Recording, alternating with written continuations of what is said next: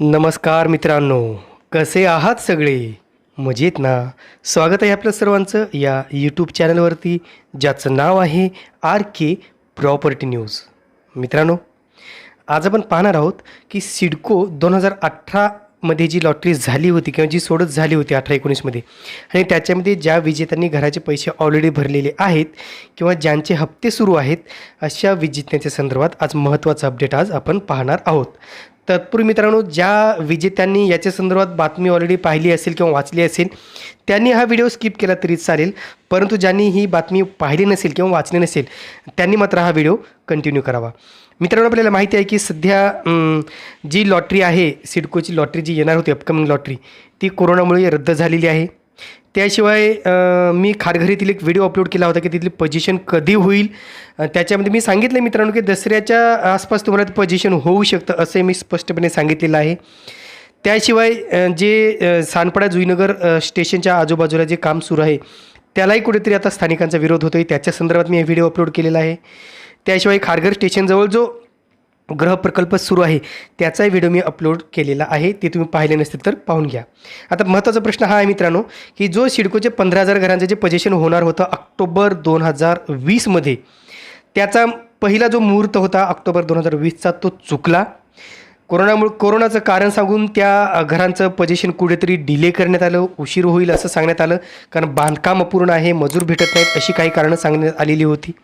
त्यानंतर सिडको गृहनिर्मितीतील जो घराचा ताबा होता, तो लांबणीवर पडल्यामुळं बँकांचे हप्ते सुरू होते, त्याचा नाहक भुर्दंड लोकांना त्रास त्याचा सहन करावा लागत होता.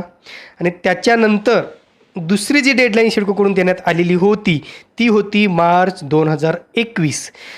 सिडकोचे व्यवस्थापकीय संचालक डॉक्टर संजय मुखर्जी यांनी स्पष्टपणे सांगितलं होतं की मार्च 2021पासून आम्ही पोझिशन द्यायला सुरुवात करणार आहोत, परंतु तीही डेडलाईन संपली आणि त्याच्यानंतर पुन्हा एकदा नवीन डेडलाईन सिडकोकडून देण्यात आली, ती म्हणजे जून 2021.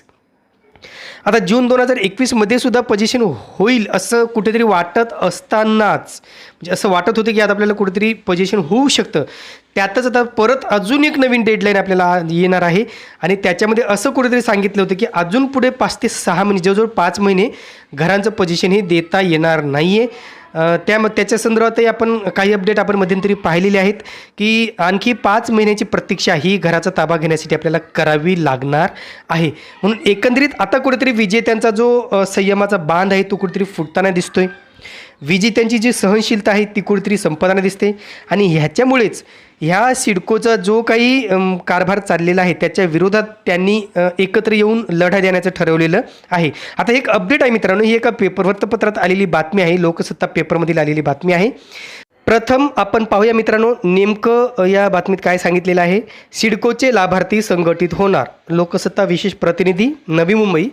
सोडतीत घर मिळालेल्या सुमारे 5,000 ग्राहकांचे सर्व हप्ते घेऊनही त्यांना घरांचा ताबा न दिल्याने संतप्त झालेले ग्राहक लवकरच संघटित होणार आहेत.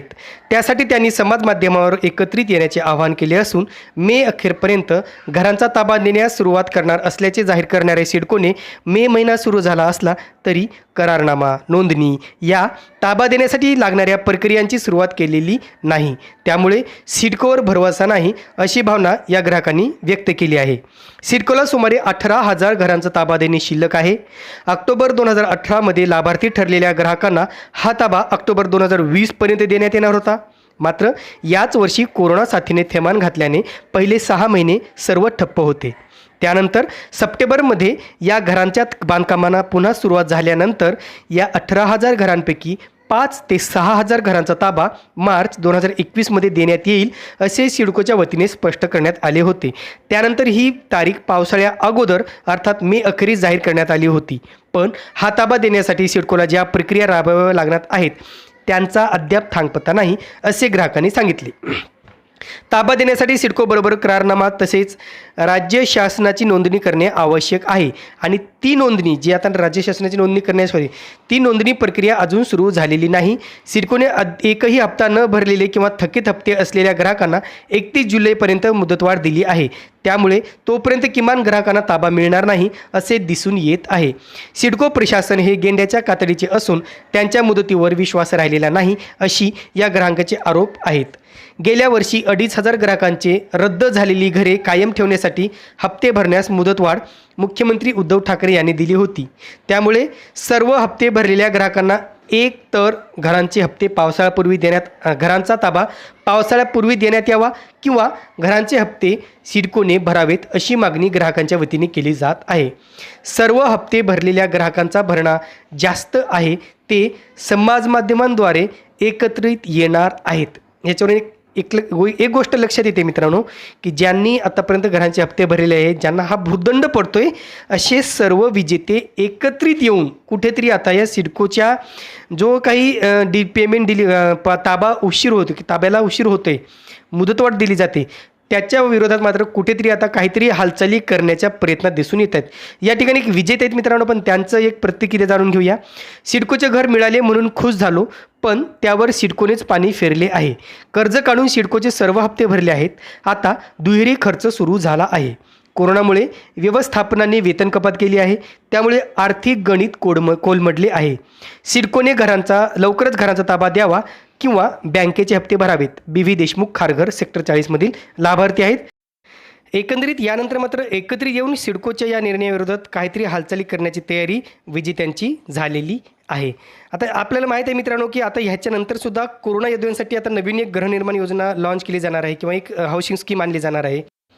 परंतु सिडकोने ही हाऊसिंग स्कीम लॉन्च करण्यापूर्वी सर्व बाबींची व्यवस्थित नियोजन करून सर्व बाबींची म्हणजे पडताळणी करूनच ही योजना लॉन्च करावी, जेणेकरून आत्तापर्यंत ज्या विजेत्यांची हेळसांड झालेली आहे किंवा आर्थिक कोंडी झालेली आहे, तशी या कोरोना योद्ध्यांची हेळसांड होऊ नये किंवा आर्थिक कोंडी होऊ नये, यासाठी सिडकोने निर्णय घेणं किंवा व्यवस्थित प्लॅन करणं आवश्यक आहे.